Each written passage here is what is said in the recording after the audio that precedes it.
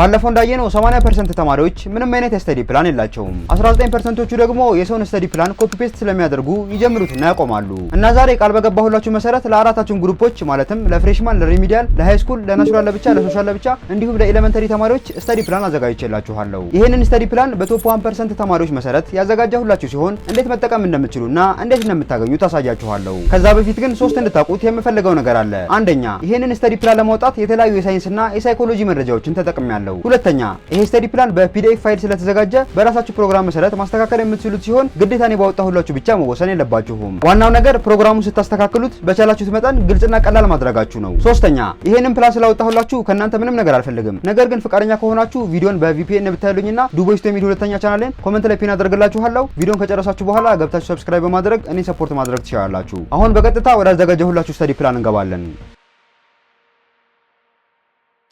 ሶ ፋይሉ እንደዚህ በሁለት ፎልደር ነው ያዘጋጀሁላችሁ። አንደኛው ስተዲ ፕላን ኢሜጅስ ይላል። በኢሜጅ መልክ ነው ማለትም ስልካችሁ ላይ ጋለሪ ላይ አስቀምጣችሁ ፕሮግራሙ ማየት ከፈለጋችሁ በኢሜጅ መልኩ እንደዚህ አዘጋጅቼላችኋለሁ። ሶ ፒዲኤፍ ላይ የሃይ ስኩል መጀመሪያ ናቹራል አለ ማለትም ከ9 እስከ 12 ላላችሁ፣ ግል 12 ስፔሻል የምነግራችሁ ነገር ይኖራል። ከዛ ለሶሻል አለ፣ ለሃይ ስኩል ማለት ነው። ከዛ ለፍሬሽማን አለ፣ ከዛ ለሪሚዲያል አለ፣ ከዛ ለኤሌመንተሪ ተማሪዎች አለ፣ ከዛ መጨረሻ ላይ ደግሞ የሁላችሁም አለ። ስለዚህ አሁን ከናቹራሎች እንጀምራለን። ሶ የናቹራሎች ፕላናችሁ ይሄን ይመስላል። እዚህ ጋር ቀን አለ። ቀላል ነው፣ በጣም ቀላል ለማድረግ ነው የሞከርኩት። ሰኞ፣ ማክሰኞ፣ ሮብ ያለ እስከ እሁድ ድረስ ይወርዳል። ከዛ ደግሞ እዚህ ጋር ደግሞ ሰብጀክቶች ወይም ደግሞ ማድረግ ያለባችሁ እንትኖች አለ። እዚህ ጋር ደግሞ ዋና ታስክ አለ። በዛ ቀን ላይ ምን እንደምታደርጉ የሚያሳይ አለ ማለት ነው። ስለዚህ መንደር ላይ ስንመጣ ማትስና ፊዚክስ ብትሰሩ የተሻለ ብዬ ነው ያወጣሁላችሁ። ከዛ እዚህ ጋር 50 ደቂቃ ማትስ፣ 50 ደቂቃ ደግሞ ፊዚክስ ኤክሰርሳይዝ ይችላል። ብቻ በዚህ ቀን በሰኞ ቀን ላይ በደንብ ኤክሰርሳይዝ የምታደርጉበት ነው። ምክንያቱም ሁለቱም ከቁጥር ጋር የተገናኙ ሰብጀክቶች ስለሆኑ በዚህ ቀን ላይ በደንብ ኤክሰርሳይዝ ብትሰሩ የተሻለ ብዬ ነው ይሄን ያወጣሁላችሁ። ማክሰኞ ላይ ኬሚስትሪ ነው፣ 1 ሰዓት ኬሚስትሪ። ከዛ 15 ደቂቃ ደግሞ አክቲቭ ሪኮል ምን እንደሆነ ነግራችኋለሁ። እዚህ ጋር ዲፊኒሽን ከስር በደንብ ማስቀምጬላችኋለሁ። ከዛ ግን እዚህ ጋር 1 አወር ኬሚስትሪ ስታጠኑ 1 ሰዓት በተከታታይ ማጥናት የለባችሁም። ፖሞዶሮ ቴክኒክ መጠቀም አለባችሁ። ፖሞዶሮ ቴክኒክ ማለት ብዙ ጊዜ ነግራችኋለሁ። 25 ደቂቃ ታጠናላችሁ፣ 5 ደቂቃ ታርፋላችሁ። 25 ደቂቃ ታጠናላችሁ፣ 5 ደቂቃ ታርፋላችሁ። እንደዚህ ያደርጋችሁ 25 ደቂቃ ካነበባችሁ በኋላ ከ20 እስከ 25 ደቂቃ ታርፋላችሁ ማለት ነው። እና ይሄን እናንተ በፈለጋችሁ ማድረግ ትችላላችሁ። በ20 ደቂቃ ማድረግ ትችላላችሁ፣ በ15 ደቂቃ ማድረግ ትችላላችሁ። ግን ብቻ ይሄን ቴክኒክ ተጠቀሙ። ከዛ 15 ደቂቃ ደግሞ አክቲቭ ሪኮል ተጠቀሙ የሚል ነገር አስቀምጫለሁ እዚህ ጋር። ሶ አክቲቭ ሪኮል ማለት በዋናነት ዲፊኒሽኑ ምንድነው? ዩዚንግ ፍላሽ ካርድ ሰልፍ ኩዊዚንግ ኤንድ ሰመራይዚንግ ማቴሪያልስ ኢን አወር ወርድስ ዊዛውት ሉኪንግ አት ዘ ሶርስ። ስለዚህ በዋናነት አክቲቭ ሪኮል ማለት ዓለማችን ላይ ካሉ ስተዲ ፕላኖች መካከል በጣም ወሳኝ የሚባለውና በአንደኛ ደረጃ የሚቀመጠው ነው። ምናልባት ስለሱ ቪዲዮ ልሰራላችሁ እችላለሁ። ግን ይሄ አክቲቭ ሪኮል የሚባለው ነገር እስካሁን ማትጠቀሙት ከሆነ በጣም ብዙ ነገር ነው ሉዝ ያደረጋችሁትና አክቲቭ ሪኮልን ለመጠቀም በሶስት ነገሮች መጠቀም ትችላላችሁ በዋናነት። አንደኛ ዩዚንግ ፍላሽ ካርድ ነው። ፍላሽ ካርድ ማለት የተለያዩ ሶፍትዌሮችን ተጠቅማችሁ ሊሆን ይችላል። እንደ አንኪ፣ እንደ ኩዊዝሌት የመሳሰሉ ሶፍትዌሮችን ተጠቅማችሁ በፍላሽ ካርድ መጠቀም ትችላላችሁ። እና ስለ አንኪ የሰራሁት ቪዲዮ አለ፣ ምናልባት ካላያችሁት ተምኔል ጋር የምትመለከቱትን ይመስላል። እና ስለሱ በደንብ ገብታችሁ ማየት ትችላላችሁ። ቪዲዮ መጨረሻ ላይ አስቀምጥላችኋለሁ። ሁለተኛ ደግሞ ሰልፍ ኩዊዚንግ ነው። አክቲቭ ሪኮልን ለመጠቀም ሰልፍ ኩዊዝ ማድረግ ትችላላችሁ፣ ወይም ደግሞ ራሳችሁን መፈተን ማለት ነው። ማለትም ለምሳሌ የሆነ ቶፒክ ታነባላችሁ፣ ከዛ በኋላ ራሳችሁን ትፈትኑታላችሁ። ሶስተኛውና ግን እናንተ አሁን በአሁኑ ሰዓት አሁን መጀመር የምትችሉት አሁን መጠቀም የምትችሉት ያለምንም ነገር መጠቀም መጀመር ያለባችሁ ወይም ደግሞ አክቲቭ ሪኮልን እዚህ ጋር ተጠቀሙ ብዬ ያስቀመጥኩበት ዲፊኒሽን ምንድነው? አንድ ነገር ካጠናችሁ በኋላ ወይም ደግሞ 5 ፔጅ ሊሆን ይችላል 4 ፔጅ ያንን ነገር ካነበባችሁት በኋላ ትዘጉታላችሁ ያን መጽሐፍ ወይም ደግሞ ያንን ነው ትዘጉትና ያንን ነገር በተረዳችሁበት መንገድ እናንተ በራሳችሁ ቋንቋ ወይም ደግሞ በራሳችሁ በተረዳችሁበት መንገድ ያንን ነገር ሌላ ወረቀት ላይ ትጽፉታላችሁ ማለት ነው። ስለዚህ ያንን መጽሐፍ ወይም ደግሞ ያንን ሾርት ነው ዘግታችሁ እናንተ በተረዳችሁበት መንገድ ወይም ደግሞ እናንተ በገባችሁ ሁኔታ ያንን ዲፊኒሽን ሳትስቱ በስርዓት ያንን ነገር ጽፋችሁታል ማለት ያን ነገር በደንብ ተረድታችሁታል ወይም ደግሞ ያን ነገር በደንብ አይምሯችሁ ውስጥ ቀርቷል ማለት ነው። ስለዚህ ወደ ቀጣዩ መሄድ ትችላላችሁ። ነገር ግን ያን ነገር በትክክል ካልጻፋችሁ ወይም ደግሞ ዲፊኒሽኑን ስታችሁ ወይም ደግሞ መጽሐፍ ከከበዳችሁ ያን ነገር ምንም አላዛችሁት ማለት ነው። ከእንደገና ያን ቶፒክ ማንበብና መረዳት አለባችሁ ማለት ነው። ከዚያ ወደ ሮብ ስንመጣ ባዮሎጂ አለ። እሱም እንደ ኬሚስትሪ 1 ሰዓት ነው። ግን ያው ፖሞዶሮ ቴክኒክ መጠቀም አለባችሁ በየተወሰነ ሰዓት ረፍት እያደረጋችሁ። ከዛ ሰመራይዝ ታደርጉታላችሁ። ምን ተጠቅማችሁ? አክቲቭ ሪኮልን ተጠቅማችሁ እንደዛው እንደ ኬሚስትሪ ሰመራይዝ ታደርጉታላችሁ ማለት ነው። ከዛ ወደ ሐሙስ ደግሞ ስንመጣ ሚክስድ ፕራክቲስ ነው። ከዛ 30 ደቂቃ እያንዳንዱ ሁለት ሰብጀክቶች ነው በዋናነት ማትስና ኬሚስትሪ ወይም ደግሞ ማትስና ፊዚክስ ማድረግ ትችላላችሁ እንደየፍላጎታችሁ። ከዛ 30 ደቂቃ ነው እያንዳንዱን ምሰሩት ማለት ነው። 30 ደቂቃ ሰራላችሁ። ጥያቄዎችን የተለያዩ ነገሮችን ኤክሰርሳይዝ ታደርጋላችሁ። ከዛ ደግሞ የተወሰነ ታርፉና ወይ ኬሚስትሪ ወይ ደግሞ ፊዚክስ ከሁለት አንዱ መርጣችሁ እንትን ማድረግ ትችላላችሁ። እንደነገርኳችሁ በራሳችሁ ፕሮግራም መሰረት ማስተካከል ትችላላችሁ። ዋናው ነገር ደቂቃውን አታብዙት፣ ሰዓቱን አታብዙት እና ቀላል ለማድረግ ሞክሩ ፕሮግራሙ በቻላችሁት መጠን። ወደ አርብ ደግሞ ስንመጣ ፓስት ኤግዛምስ ይላል። ፓስት ኤግዛምስ ማለት የድሮ ፈተናዎች ናቸው። በዋናነት የድሮ ማትሪክ ፈተናዎች ማለት ለማለት ነው። እዚህ ጋር ፓስት ኤግዛምስ ያልኩት። ስለዚህ 20 ጥያቄዎችን ትሰራላችሁ ማለት ነው። እያንዳንዱ ሰብጀክት ማለትም ማትስ፣ ኬሚስትሪ፣ ፊዚክስ፣ ባዮሎጂ ሌላም ሰብጀክት ካለ 20 ጥያቄዎችን ትሰራላችሁ እያረፋችሁ ማለት ነው። 20 ጥያቄዎችን ሳታበዙ ትሰራላችሁ ማለት ነው። ወደ ቅዳሜ ደግሞ ስንመጣ ዊክ ቶፒክስ ይላል። ይሄም ደግሞ ምን ለማለት ነው? ደካማ የሆናችሁበት ሰብጀክት ወይም ደግሞ በደንብ የማሰሩበትን ሰብጀክት የምትሰሩበት ቀን ነው ይሄ ቅዳሜ የሚባለው ቀን እና ይሄንን ቃል በፍጹም ማለፍ የለባችሁም። በጣም ብዙ ተማሪዎች ይሄንን ቀን ያልፉታል እና 1 hour on your weakest subject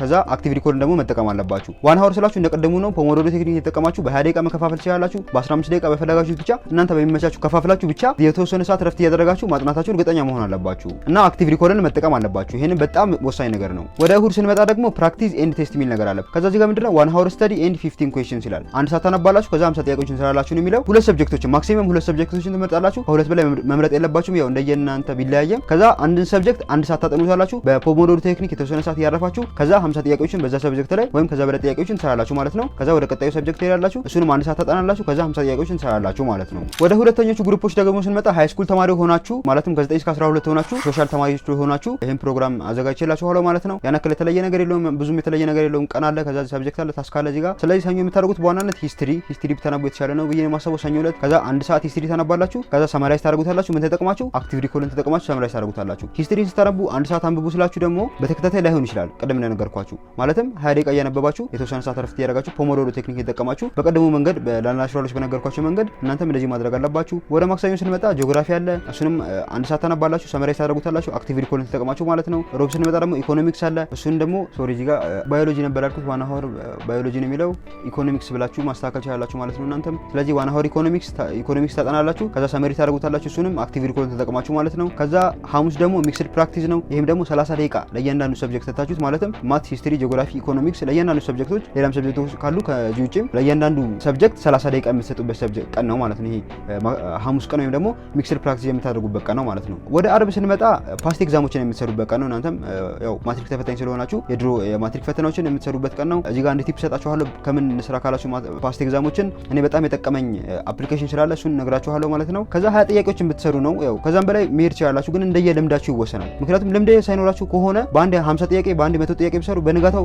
ወይም ደግሞ በሳምንቱ አሰሩትም ያን ደግማችሁ ይሰለቻችኋል። በጣም በርናውት ትሆናላችሁ። ስለዚህ ከ20 ጥያቄ ጀምሩ። ቀስ ያላችሁ ያሳደጋችሁት ፕሮግረሱን ታዩታላችሁ ራሳችሁን ማለት ነው። ስለዚህ ጋር 20 ጥያቄ ያደረኩበት ምክንያት በዛ ምክንያት ነው። በጣም መጨናነቅ የለበትም። ፕሮግራም ሲባል ብዙ ሰው የሚመስላቸው ረጅም ሰዓት ማጥናት፣ ረጅም ብዙ ጥያቄዎችን መስራት፣ መወሳሰብ ምናምን አይደለም። በጣም ቀላልና ሲምፕል ነው መሆን ያለበት። ካልሆነ አዘልቁበትም ጀምራችሁን የምታቆሙት ይሰለቻችኋል። ቅዳሜ ቀን ደግሞ ለናቹራሎች እንዳየነው ዊክ ቶፒኮችን ወይም ደግሞ የሚከብዳችሁ ሰብጀክቶች የምትሰሩበት ቀን ነው። ስለዚህ አንድ ሰዓት በሚከብዳችሁ ሰብጀክት ላይ ታሳልፋላችሁ ማለት ነው። ያው እዚህ ላይም አክቲቭ ሪኮል መጠቀማችሁን በደንብ እርግጠኛ መሆን አለባችሁ። ወደ እሁድ ደግሞ ስንመጣ ፕራክቲስ ኤንድ ቴስት የሚል ነገር ነው። ፕራክቲስ ኤንድ ቴስት ማለት ለናቹራሎች እንዳየነው አንድ ሰዓት ታጠናላችሁ። ማክሲመም ሁለት ሰብጀክቶችን ነው መሆን ያለበት ብዬ ነው የማስበው። አንድ ሰዓት በፖሞዶሮ ታጠናላችሁ አንድ ሰብጀክት ለምሳሌ ሂስትሪ ሊሆን ይችላል። አንድ ሰዓት ካጠናችሁ በኋላ 20 ደቂቃ ከፋፍላችሁ ከዛ ደግሞ 50 ጥያቄዎችን በሱ ላይ ባነበባችሁ ዙሪያ ላይ የወጡ ጥያቄዎችን 50 ጥያቄዎችን ትሰራላችሁ። ከዛ ደግሞ ወደ ቀጣዩ ለምሳሌ ኢኮኖሚክስ ትሄዳላችሁ። ወደ ሁለተኛው ሰብጀክት እሱንም 20 ደቂቃ ከፋፍላችሁ ታጠናላችሁ። ከዛ እሱንም 50 ጥያቄ ትሰራላችሁ ማለት ነው። እና አሁን ያሳየኋችሁ ፕሮግራም የናቹራሎችም ለሶሻሎችም ለሃይ ስኩል ተማሪዎች ማለትም ከ9 እስከ 12 ላላችሁ ነው። ግን ደግሞ በተለየ ስፔሻል በሆነ መልኩ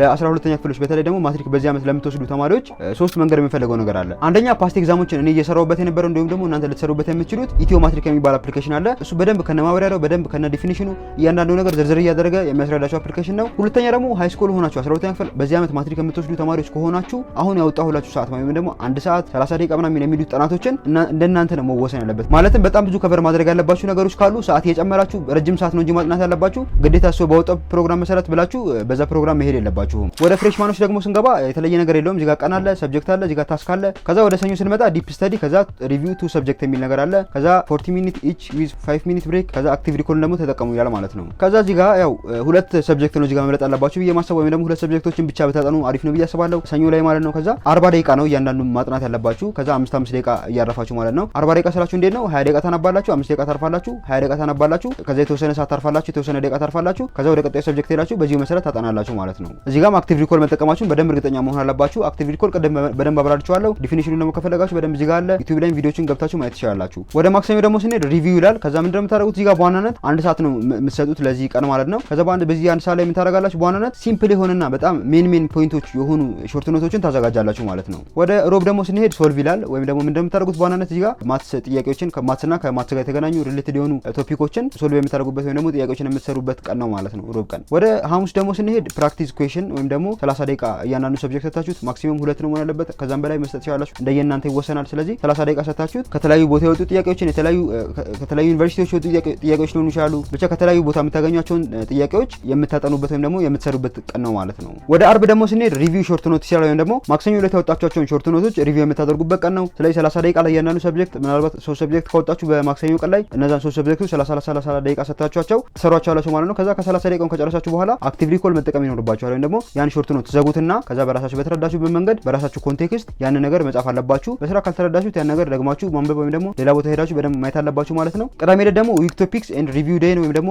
በጣም ደካማ የሆናችሁበትን ሰብጀክት የምታዩበት ቀን ነው። ሌላው ደግሞ ሳምንታችሁን ሪቪው የምታደርጉበት ቀን ነው ይሄ ቅዳሜ ቀን። ማለትም ከሰኞ ጀምሮ የተማራችኋቸው ነገሮች በትንሹ ያናከል ሰዓት አበዝ የተወሰነ ሰዓት እያረፋችሁ ሪቫይስ ታደርጓቸዋላችሁ። እንደዚህ ተመራለሁ፣ ይሄ እንደዚህ ተመራለሁ፣ ይሄ እንደዚህ ኮንሰፕት አይቻለ ምናምን ብላችሁ በትንሹ ሪቫይስ ታደርጉታላችሁ። ወደ እሁድ ስንመጣ ሬስት ኤንድ ሪሴት የሚል ነገር አለ ወይም ደግሞ የምታርፉበት ቀን ነው። በዋናነት በደንብ የምታርፉበት ቀን ነው። ከዛ ባለፈ ደግሞ ለቀጣይ ሳምንታችሁን ፕላን የምታደርጉበት ቀን ነው። ሰኞ እንደዚህ ያደርጋለሁ፣ ማክሰኞ እንደዚህ ሊፈጠር ይችላል፣ ሮብ እንደዚህ ያደርጋለሁ፣ ፈተና አለኝ፣ እንደዚህ አንደኛ ታርፋላችሁ በደንብ፣ ሁለተኛ ደግሞ ፕላን ታደርጋላችሁ ሳምንታችሁን። አሁን ደግሞ ወደ አራተኞቹ ግሩፖች ወደ ሪሚዲያል ተማሪዎች እንገባለን። እዚህ ጋር ቀን አለ፣ ሰብጀክት አለ፣ እዚህ ጋር ታስክ አለ እና ሰኞ ቀን ላይ ማድረግ ያለባችሁ ሞጁል ኤንድ ሪቪው የሚል ነገር አለ። ምን ታደርጋላችሁ መሰላችሁ? አንደኛ 50 ደቂቃ በአዲስ ቶፒክ ላይ ከዛ 5 ደቂቃ እያረፋችሁ ይላል። እዚህ ጋር ምን ለማለት ነው? ኒው ቶፒክ ማለት ሞጁሉ ለማለት ነው። ወይም ደግሞ ሞጁሉ ለእናንተ አዲስ አይደለም፣ ኦፍ ኮርስ አዲስ አይደለም፣ ግን ደግሞ እነሱ ባወጡበት መንገድ አዲስ ስለሆነ እዚህ ጋር ኒው ቶፒክ የሚለውን ነገር በሞጁሉ መውሰድ ትችላላችሁ ማለት ነው። ከዛ ደግሞ 20 ደቂቃ ወስዳችሁ አክቲቭ ሪኮልን ተጠቀማችሁ ያን ያነበባችሁት በ50 ደቂቃ ላይ ያነበባችሁትን ነገር ሪቫይስ ታደርጉታላችሁ ማለት ነው። እና ይሄ 50 ደቂቃ አንብቡ ስላችሁ ደግሞ እንደየእናንተ ይወሰናል። ጥናት ዘግይታችሁ ከጀመራችሁ ይሄን 50 ደቂቃ በደንብ ማርዘም አለባችሁ። ነገር ግን ጥናቱን አሁን ከጀመራችሁ ይሄ 50 ደቂቃ በቂ ነው ብዬ ነው የማስበው። እና ጥናት እስካሁን ካልጀመራችሁ ሪሚዲያል ተማሪ ሆናችሁ እባካችሁን አሁን መጀመር አለባችሁ። ግዴታ ክላስ እስኪጀምር መጠበቅ የለባችሁም። ወደ ማክሰኞ ደግሞ ስንመጣ ፕራክቲስ ኩዌስችንስ ወይም ደግሞ ጥያቄዎችን በደንብ ፕራክቲስ የምታደርጉበት ቀን ነው። 3 ሰብጀክቶችን ትመርጣላችሁ።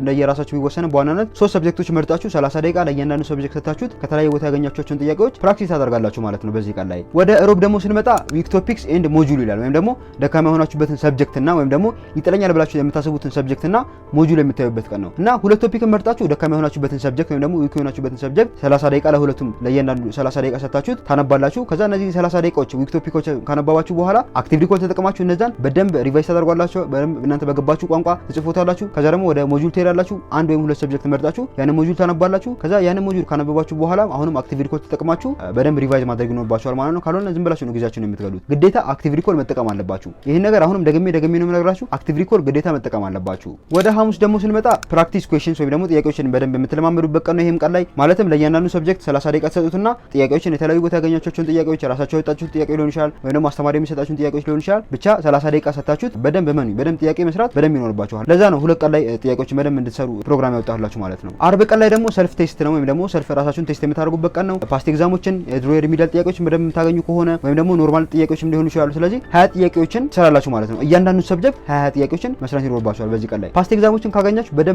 በደንብ ለመስራት ሞክሩ። ምክንያቱም ፓተርን ትረዱበታላችሁ። ጥያቄ የሚያወጡ ሰዎች እንዴት ነው የሚያወጡት የሚለው ነገር በደንብ ትረዱበታላችሁ። ስለዚህ በዚህ ቀን ላይ ሰልፍ ቴስት ወይም ደግሞ ራሳችሁን በደንብ ቴስት የምታደርጉበት ቀን ነው። ወደ ቅዳሜ ደግሞ ስንሄድ ፊክስ ዴይ ወይም ደግሞ ፊክስ የምታደርጉበት ቀን ነው እና እዚህ ጋር በደንብ አዳምጡኝ። እዚህ ጋር በትክክል አዳምጡኝ። ምንድነው እዚህ ጋር የምታደርጉት? አርብ ቀን ላይ ጥያቄ ሰርታችሁ ነበረ፣ ነግሬያችሁ ነበረ። ወይም ደግሞ ፓስት ኤግዛሞችን ወይም ደግሞ ጥያቄዎችን ኖርማል ጥያቄዎችን እያንዳንዱ ሰብጀክት 20 ጥያቄዎችን ስሩ ብያችሁ ነበረ። ከዛ በዚህ ቀን ላይ ስትሰሩ ልክ ያልሆናችሁባቸው ጥያቄዎች አሉ፣ ማለትም የተሳሳታቸው ጥያቄዎች አሉ። ስለዚህ እነዚህን ጥያቄዎች ወስዳችሁ የምታነቡበት ቀን ወይም ደግሞ እነዛን ጥያቄዎች ልክ ያልሆናችሁባቸውን ጥያቄዎች ወስዳችሁ ሞጁላችሁ ላይ ሄዳችሁ ወይም ደግሞ የተለያዩ ኤክስትሪሞች ላይ ሄዳችሁ ወይም ደግሞ የተለያዩ ከ9 እስከ 12 ያሉ መጽሐፎች ላይ ሊሆን ይችላል። ብቻ እናንተ አርብ ቀን ላይ ስትሰሩ ልክ ያልሆናችሁትን ጥያቄ ወስዳችሁ ያንን ቶፒክ በደንብ ታነቡታላችሁ፣ በደንብ ጥያቄዎችን ትሰሩበታላችሁ። ስታነቡት ደግሞ አሁንም አክቲቭ ሪኮል መጠቀማችሁን በደንብ እርግጠኛ መሆን አለባችሁ። ከሁሉም ቀኖች በጣም ወሳኝ የሚባለው ቀን ይሄ ቅዳሜ ቀን ወይም ደግሞ ፊክስ የምታደርጉበት ቀን ነው። ይሄን ቀን በደንብ ሲሪየስሊ መውሰድ ይኖርባችኋል፣ ወይም ደግሞ አንድ ቀን ማለፍ የለባችሁም ይሄንን ቀን። ወደ እሁድ ደግሞ ስንመጣ ሪቪው ፕላስ ሬስት ነው። ወይም ደግሞ ሪቪው ታደርጋላችሁ አንዳንድ ሰብጀክቶችን ቀላል አድርጋችሁ፣ ከዛ ደግሞ በዋናነት ደግሞ የምትርፉበት ቀን ነው እና 40 ደቂቃ ሪቪው ታደርጋላችሁ። የሆነ ሰብጀክት መርጣችሁ ሁለት ሰብጀክት ማክሲመም ሁለት ሰብጀክት መርጣችሁ በ20 ደቂቃ ከፋፍላችሁ ሊሆን ይችላል፣ በ10 ደቂቃ ከፋፍላችሁ ሊሆን ይችላል። ብቻ ሁለት ሰብጀክት ማክሲመም መርጣችሁ ሪቪው ታደርጋላችሁ። ከዛ ባለፈው ደግሞ ቀጣይ ሳምንታችሁን ፕላን ታደርጋላችሁ። እንደዚህ አደርጋለሁ፣ እንደዚህ እሰራለሁ፣ እንደዚህ አደርጋለሁ ምናምን ብላችሁ ፕላን ታደርጋላችሁ። ከዛ ባለፈ ታርፋላችሁ ወይም ደግሞ ራሳችሁን ያናክል ማጨናነቅ የለባችሁም በዚህ ቀን ላይ። ወደ አምስተኞቹ ግሩፖች ደግሞ ስንገባ ኤሌመንታሪ ተማሪዎች ወይም ደግሞ ከአንደኛ ክፍል እስከ 8ኛ ክፍል ያላችሁ ተማሪዎች ነው። ይሄንን ቻናል በደንብ የምትከታተሉ እንዳላችሁ አውቃለሁ። እንዲሁም በጣም እየጠየቃችሁ ስለነበረ ነው ይሄን ስተዲ ፕላን ያዘጋጀሁላችሁ እና ለእናንተም ያው ቀን አለ እዚህ ጋር፣ ከዛ ሰብጀክት አለ እዚህ ጋር፣ ታስክ አለ። ከዛ ሰኞ ቀን ላይ በዋናነት ማድረግ አለባችሁ ብዬ የማስበው ሪዲንግ ነው። በጣም ሪዲንግ ያስፈልጋችኋል። ምክንያቱም አሁን ወደ ሃይስኩል የምትሄዱበት ጊዜ ስለሆነ ሪዲንግ በጣም የሚጠቅማችሁ፣ በተለይ ደግሞ እንግሊዝኛ ቋንቋዎችን በደንብ ማንበብና መረዳት ይኖርባችኋል ማለት ነው። ስለዚህ ማንኛውም ኤዱኬሽናል ቡክን መርጣችሁ ወይም ደግሞ ማንኛውም መጽሐፎችን መርጣችሁ አንድ ሰዓት ታነባላችሁ። እናንተ በደንብ እርግጠኛ መሆን አለባችሁ። አክቲቭ ሪኮል መጠቀም አለባችሁ። ማለትም ማንኛውንም ሰብጀክት ካነበባችሁ በኋላ ለምሳሌ ጂኤስ ሊሆን ይችላል ወይም ደግሞ ጀነራል ሳይንስ ካነበባችሁ በኋላ ምን ታደርጉታላችሁ? ያንን ነገር ትዘጉትና መጽሐፉን ወይም ደግሞ ደብተራችሁን ትዘጉትና በአንድ ወረቀት ላይ ትሄዱና ያን የተረዳችሁትን ነገር ትጽፉታላችሁ ማለት ነው። በራሳችሁ በሚገባችሁ በተረዳችሁበት መንገድ ማለት ነው። ከዛ ይሄ ምን እንለዋለን? አክቲቭ ሪኮል እንለዋለን። ስለዚህ እንደዚህ በምታደርጉበት ሰዓት ነው ያን ነገር በደንብ ልትረዱት የሚችሉ ወይም ደግሞ ያን ነገር ረጅም ጊዜ ሊኖር ከእናንተ ጋር ሊቆይ የሚችለው እንዲሁም ደግሞ ፈተና ላይ ቢመጣ ያን ጥያቄ የማታጡት ይሄ አክቲቭ ሪኮል የሚባል ነገር ከተጠቀማችሁ ነው ማለት ነው። ወደ ማክሰኞ ደግሞ ስንሄድ ሾርት ኖቶችን የምታዘጋጁበት ቀን ነው። ሾርት ኖቶችን በቻላችሁት መጠን ታዘጋጃላችሁ። ይሄ ነገር ለወደፊትም ለሃይስኩል በጣም ይጠቅማችኋል። እመኑኝ በደንብ መጠቀም ይኖርባችኋል። ከዛ ባለፈ ሁለት ሰብጀክቶችን ብቻ ነው ማዘጋጀት አለባችሁ እዚህ ቀን ላይ። ዩቲዩብ ላይ ገብታችሁ ደግሞ ሃው ቱ ሜክ ሾርት ኖት ብላችሁ ሰርች ብታደርጉ ሾርት ኖት እንዴት ማውጣት እንዳለባችሁ በጣም ብዙ የተሰሩ ቪዲዮዎች አሉ። እዛ ላይ ማየት ይችላልላችሁ ማለት ነው። ወደ ሮብ ደግሞ ስንሄድ ማትስ ጥያቄዎችን ፕራክቲስ የምታደርጉበት ቀን ነው። ከ20 እስከ 30 ደቂቃ ተሰጡትና ማትስ ጥያቄዎችን ብቻ ነው እዚህ ቀን ላይ የምትሰሩት። ወደ ሐሙስ ደግሞ ስንመጣ ኤዱኬሽናል ቪዲዮዎችን የምትመለከቱበት ቀን ነው። ስለዚህ ሐሙስ ቀን ላይ የምታደርጋላችሁ 2 ኤዱኬሽናል ቪዲዮዎችን ብቻ ትመርጡና እነዛን ቪዲዮዎች ታያላችሁ። ወደ አርብ ደግሞ ስንሄድ ሪቪው የምታደርጉበት ቀን ነው። ይሄ ማለትም የተማራችሁትን በዚህ ሳምንት የተማራችኋቸው ነገሮች አርብ ከገባችሁ በኋላ ከሰኞ ጀምራችሁ የተማራችኋቸው ነገሮች ሪቪው ታደርጋላችሁ። ሰኞ እንደዚህ አስተማሪ እንደዚህ አድርጎ አስተምሮኛል፣ ማክሰኞ እንደዚህ ተምሬያለሁ፣ ሐሙስ ነው ተምሬያለሁ ብላችሁ ሳምንቱን የተማራችሁት ነገር ሪቪው የምታደርጉበት ቀን ነው ይሄ አርብ ቀን ላይ ማለት ነው። ግን ያን ያክል ረጅም ሰዓት ማድረግ የለባችሁም፣ በጣም ራሳችሁ ማጨናነቅ የለባችሁም እና ደግሞ ፖሞዶሮ ቴክኒክ መጠቀም አለባችሁ። ማለትም 20 ደቂቃ ታነባላችሁ ወይም ደግሞ 25 ደቂቃ ታነባላችሁ፣ 5 ደቂቃ ታርፋላችሁ፣ የተወሰነ ደቂቃ ታነባላችሁ፣ ከዚህ የተወሰነ ሰዓት ደግሞ ታርፋላችሁ። እንደዚህ ያደረጋችሁ ነው ማንበብ ያለባችሁ። እንዴት መጠቀም እንዳለባችሁ ደግሞ ካላወቃችሁ ዩቲዩብ ላይ ገብታችሁ how to use pomodoro technique for study ብላችሁ በደንብ ብዙ የተሰሩ ቪዲዮዎች አሉ፣ እነዛ ማየት ትችላላችሁ ማለት ነው። ወደ ቅዳሜ ቀን ደግሞ ስንመጣ ፍሪ ለርኒንግ የሚባል ቀን ነው። ወይም ደግሞ 40 ደቂቃ ተሰጡትና ኢንጆይ የምታደርጉትን ማንኛውንም አይነት ሰብጀክት መርጣችሁ ወይም ደግሞ በጣም የምትወዱት ሰብጀክት መርጣችሁ አክቲቭ ሪኮልን ተጠቅማችሁ ያንን ሰብጀክት ታነባላችሁ ወይም ደግሞ ታጠናላችሁ ማለት ነው። እሁድ ቀን ላይ ደግሞ የምታደርጋላችሁ ሬስት ነው። በዋናነት ይሄ የምታርፉበት ቀን ነው። ብዙ ነገሮችን ባትሰሩ የተመረጠ ነው በዚህ ቀን ላይ። በተለይ ደግሞ የቤት ስራ ከሌላችሁ አሳይመንቶች ምናምን ከሌላችሁ እዚህ ቀን ላይ በደንብ ብታርፉ ብቻ ነው የሚመረጠው ማለት ነው። እና 6ኛ ክፍል ወይም ደግሞ 8ኛ ክፍል ሚኒስትሪ ተፈታኝ ከሆናችሁ አሁን እኔ ካወጣሁላችሁ ፕሮግራሞች በተጨማሪ ሰዓቶችን የተወሰነ ሰዓት እየጨመራችሁ ማንበብ ሊኖርባችሁ ይችላል። ይሄ ማለት ግዴታ እኔ ባወጣሁላችሁ ብቻ መወሰን የለባችሁም። እንዲሁም ደግሞ እናንተ በፈለጋችሁት መንገድ ቴሌግራም ላይ ማስቀመጥላችሁ ፒዲኤፍ ፋይል ስለሆነ እንደፈለጋችሁ በፈለጋችሁት ፕሮግራም መሰረት በዚህ ቀን ላይ ይሄ ነው የሚመቸኝ፣ በዚህ ቀን ላይ ይሄ ሰብጀክት ነው የሚመቸኝ ብላችሁ እንደፈለጋችሁ ማስተካከል ትችላላችሁ። እና ሁላችሁም ግሩፖች በእኔ ተማምናችሁ ይሄን አሁን ያወጣሁላችሁን ስተዲ ፕላን ለ30 ቀን ብቻ ተከተሉት። በቃ እመኑኝ ለ30 ቀን ብቻ ተከተሉትና ምንም አይነት ለውጥ የማታዩ ከሆነ ታቆሙታላችሁ። እና ግን ወሳኙ ነገር ፕሮግራሙ ሳይሆን የእናንተ ትጋት ነው። ማለትም እናንተ ምን ያክል ትጉ ናችሁ፣ ምን ያክል ለዚህ ፕሮግራም ምን ያክል ዴዲኬትድ ናችሁ በዚህ 30 ቀን ውስጥ የሚለው ነገር በጣም ወሳኝ ነገር ነው። እና ደግሞ በጣም እርግጠኛ ነኝ ዴዲኬትድ ሆናችሁ ይሄን ስተዲ ፕላን በትክክል ከተገበራችሁት ውጤታችሁ ላይ በደንብ ለውጥ ታያላችሁ። በጣም ስትረሳችሁን ይቀንስላችኋል። በጣም ለትምህርት ያላችሁን